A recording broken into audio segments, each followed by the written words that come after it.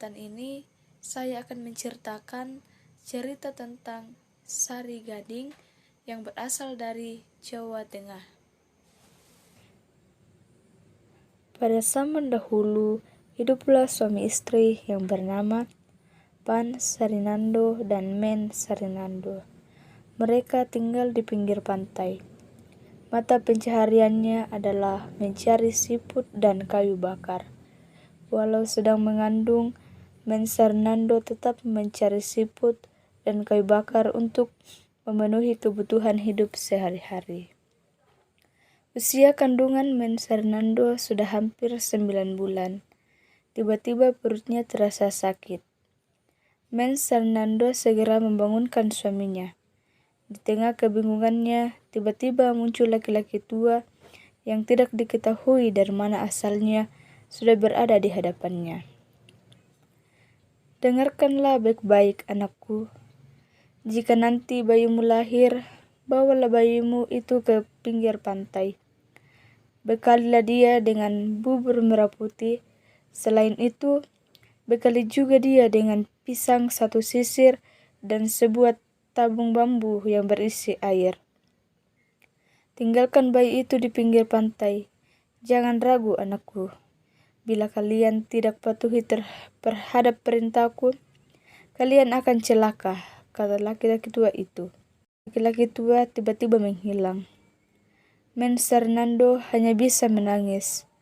Tidak lama kemudian, Men Sarinando melahirkan bayi mungil yang cantik. Men Sarinando menangis melihat anaknya karena ia harus meletakkan bayinya di pinggir pantai.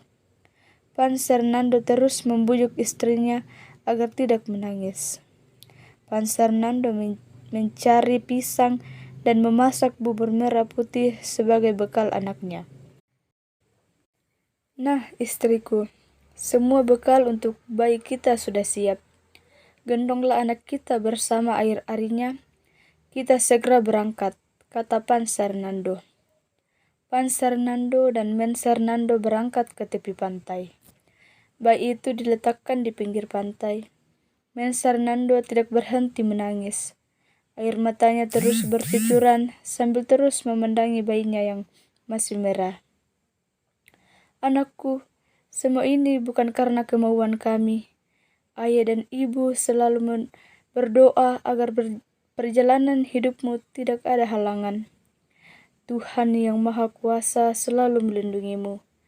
Nak, kata Men Sarinando sambil mencium pipi anaknya. Ayah dan ibu akan meninggalkanmu di pinggir pantai ini, nak, kata Pan Sarinando. Setelah puas memandangi bayinya, suami istri itu meninggalkannya. Air mata mereka berdua bercucuran. Setelah itu, laut bergelombang sangat dahsyat. Mendung sangat tebal dan tiba-tiba angin tertiup sangat kencang. Bayi itu mengangkat tangannya seperti berdoa untuk keselamatan ayah dan ibunya. Dia berusaha meraih dan memakan sendiri bubur merah putih yang dibuatkan oleh ayahnya. Ia juga hanya minum air yang ada di tabung bambu. Kadang-kadang ia makan buah-buahan yang terjatuh dari pohon yang tumbuh di pinggir pantai. Dia tidak pernah menangis. Dia tidur di bebatuan yang terletak di pinggir pantai.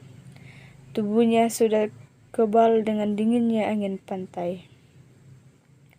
Dari hari ke hari bayi itu tumbuh menjadi seorang gadis cantik. Rambutnya panjang dan lebat, hampir menyentuh tanah. Parasnya bulat panjang, badannya ramping dan tinggi, kulitnya kuning. Tidak ada seorang penduduk pun yang berani mendekatnya. Para penduduk menduga gadis cantik itu adalah roh halus penghuni pantai itu. Pada saat pagi hari, gadis itu duduk di atas batu. Rambutnya yang memanjang terurai. Warnanya hitam dan berkilat karena terkena sinar matahari pagi. Penduduk di sekitar pantai tidak berani mendekatinya. Seorang nelayan penasaran memberanikan diri untuk mendekat. Anak manis, siapa namamu? "Di mana tempat tinggalmu?" kata nelayan sambil mendekati gadis manis itu. Namun, gadis itu tidak menjawab. Ia hanya menarik rambutnya dan terjuntai menutupi. Ia hanya menarik rambutnya yang terjuntai menutupi batu tempat duduknya. Walau nelayan itu mengulang pertanyaannya, gadis cantik itu tetap tidak menjawab. Ia terus menyisir rambut dengan jari lentiknya. "Maafkan aku jika aku tidak senang dengan pertanyaanku. Aku tidak bermaksud mengganggumu," lanjut nelayan itu. "Maafkan aku," jawab gadis cantik sambil menunduk. "Aku tinggal di pinggir pantai ini. Aku tidak tahu di mana orang tuaku," lanjutnya. Jawaban gadis cantik itu membuat nelayan itu sangat iba. "Siapa namamu?" tanya nelayan semakin penasaran. "Sekali lagi, maafkan aku. Namaku tidak boleh kusebutkan. Jika namaku kusebutkan, pasti aku lenyap dari pandangan matamu, Tuan," jawab gadis cantik penghuni pantai itu. Nelayan itu terkesima ketika mendengar suara gadis yang duduk di atas batu yang terletak di pantai itu. Namun, dia tetap penasaran ingin mengetahui nama gadis itu. "Baiklah, Tuan. Saya tidak ingin Tuan semakin penasaran. Akan tetapi, tunggulah sesaat.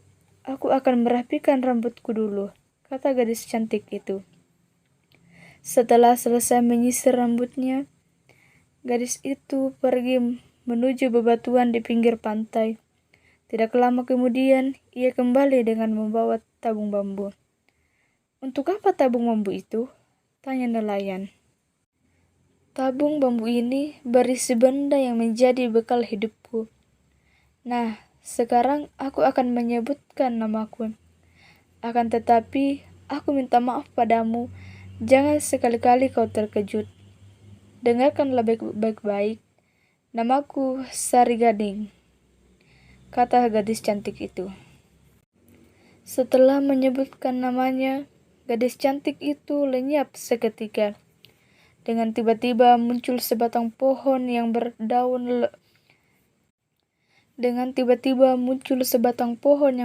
rimbun dan berdiri tegak di hadapan nelayan itu. Nelayan itu gemetar dan ketakutan.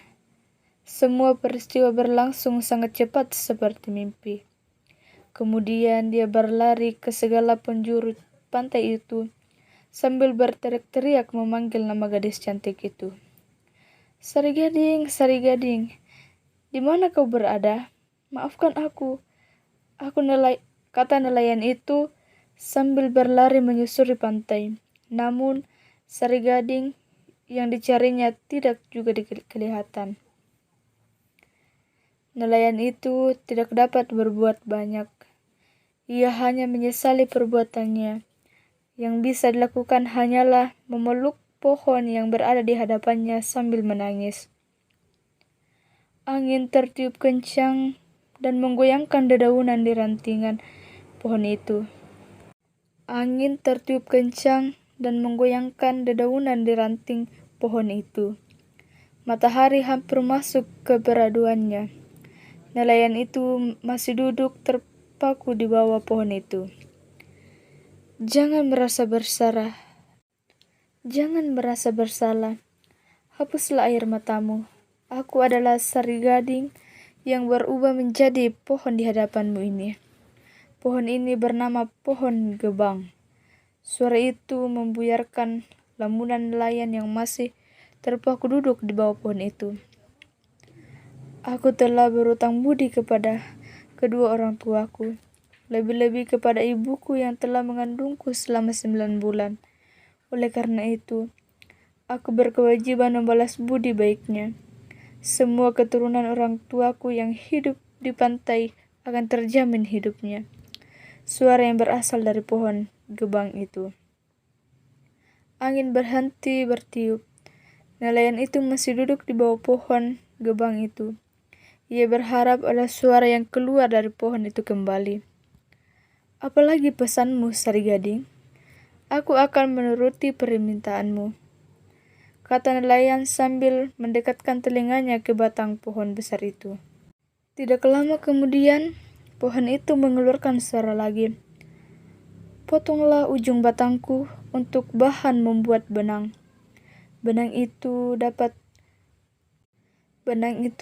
kau ayam agar menjadi